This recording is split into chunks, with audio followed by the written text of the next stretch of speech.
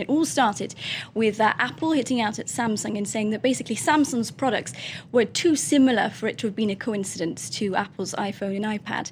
And just about a week later, Samsung countersued, saying, well, no, actually, Apple has borrowed, stolen, however you want to put it, some of our mobile telecommunications technology.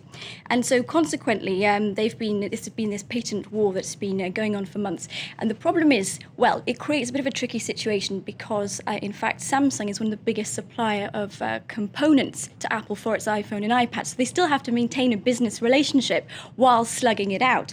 Estimates are that the dispute has cost each party hundreds of millions of dollars a year. And this kind of has a twofold effect. For us as a consumer, the price of the product goes up.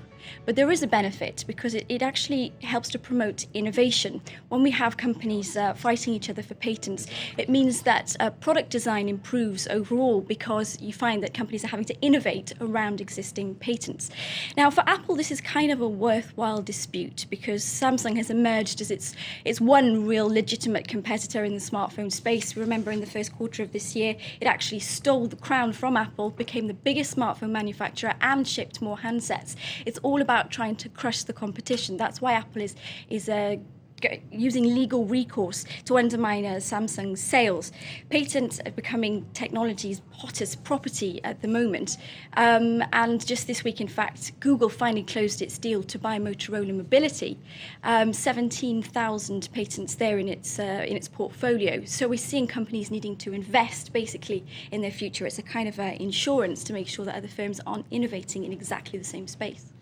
So interestingly, all of this is playing into, or not, one of the most hotly anticipated smartphones of the year, and that's the Samsung Galaxy S3.